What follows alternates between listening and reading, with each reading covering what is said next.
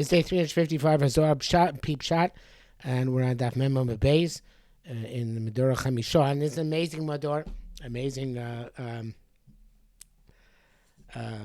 section here.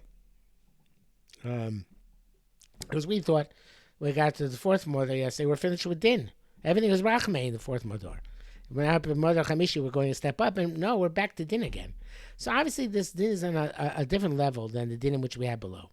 Din below were ones where they had to do with punishing Rishoim. They had to do with all sorts of negative phenomena, which are necessary in this world. Everything has a negative has a purpose to deal with, either deal with wickedness or deal with sin, or to atone for the deficits, so on and so forth. But here we're talking about something which is way higher. And this is talking about, I think, I shouldn't say for sure, but it seems to me, they're talking about times when Din is operative as a higher form of Rachamim. I know if a higher form is the right term. As a form of Rachamim. In other words, there are times when Kosh Baruch Hu says, okay, now we're going to manifest Rachamim, and Rachamim is the order of the day. Now that's when it's going to manifest Din, but not because it's in judgment, but rather because there's certain times when things should operate more on their own, without Kosh Baruch Hu, so to speak, condescending, helping us out. And these are times actually when Hashem says, okay, let's see how you're doing. Check it out. So Ramban says it's a constant Yisrael. It's when Kosh Baruch Hu takes away the Siyat Ishmael and says, okay, you got this. Go ahead, take it, do it. We'll give you your driver's test. So, it's got a higher level of light than all of the rest before. All the rest is preceded. Some are fire and some are water. So whatever it means to have a malach of fire and water, they're spiritual entities. Certainly if they don't come to this world, they're not fire and they're not water. But fire means din and water means rachamim. Sometimes I'm not sure if the same malachim are always din and always rachamim. In other words, Eish always din and the mayim are always rachamim, or the malachim oscillate, they go back and forth. That sometimes rachamim, sometimes din. It's not clear from the Zohar. Even Mesitra Dov, even Mesitra Dov. Some of this side, some of that side. But because it says here Lazim Nishtaku, because it sounds like they can go either way. So it could be that again, the malachim which are mayim, malachim Eish, these are right, these are left, and all the time. Sometimes you find them here, sometimes that means sometimes you find the malachim this side's operative, sometimes the malachim that side operative, or it can mean that they go back and forth. Sometimes these are illuminated, meaning these are operative, and these are dark, they're not operative. And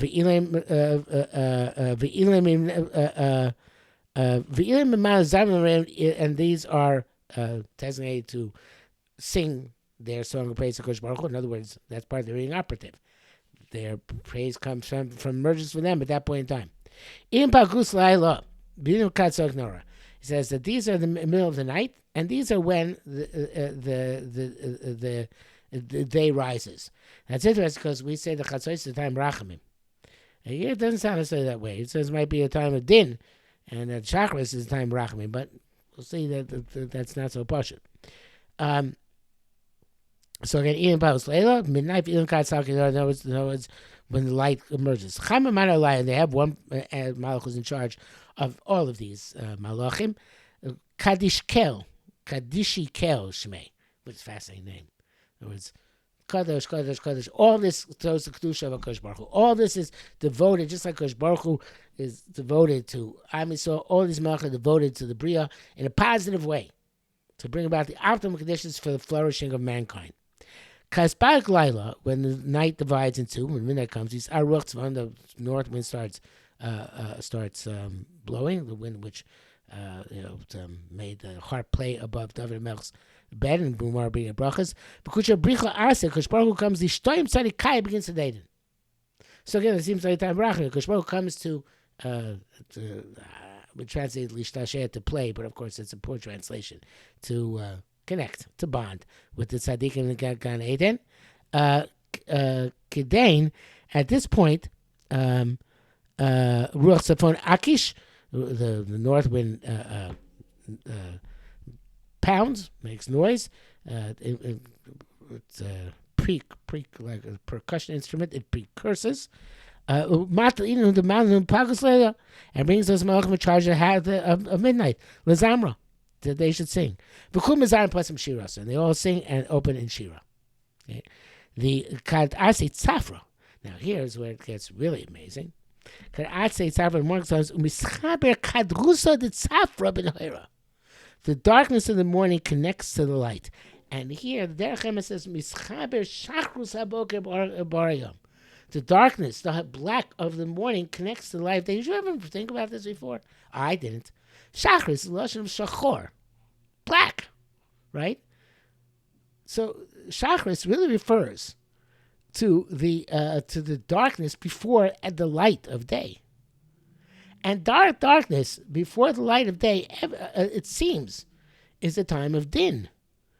The darkness in the middle of the night is the time of rachamim, and darkness of the day comes is the time of din.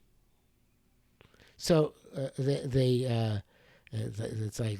the darkest before the light. So shacharis actually means the darkness coming before the day. This is a mind-boggling concept. I just never thought of it before. And obviously requires a lot of understanding and a lot of application.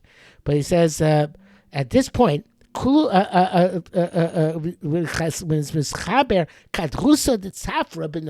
darkness of the morning connects to the light.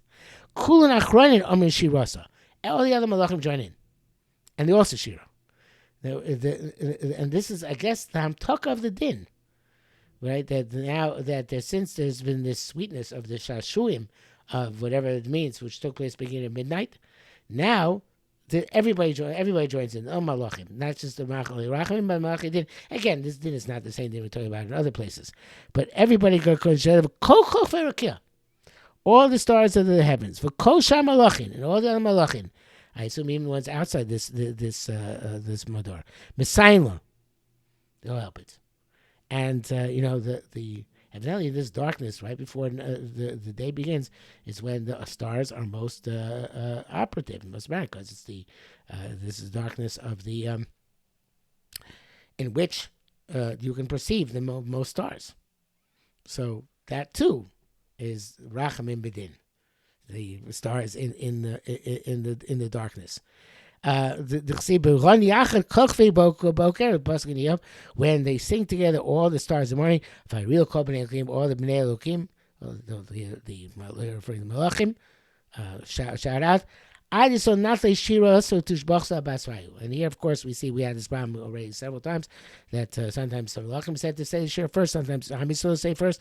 Here it seems that malachim say first, evidently this is evidently before Shacharis. I mean, before our Shacharis. Because it's in the dark of night, so we can't say shira yet.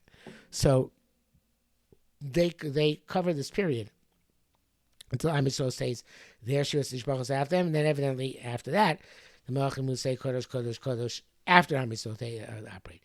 And so we see it's amazing Mador, and of course requires so much more analysis. But again, we see several things here.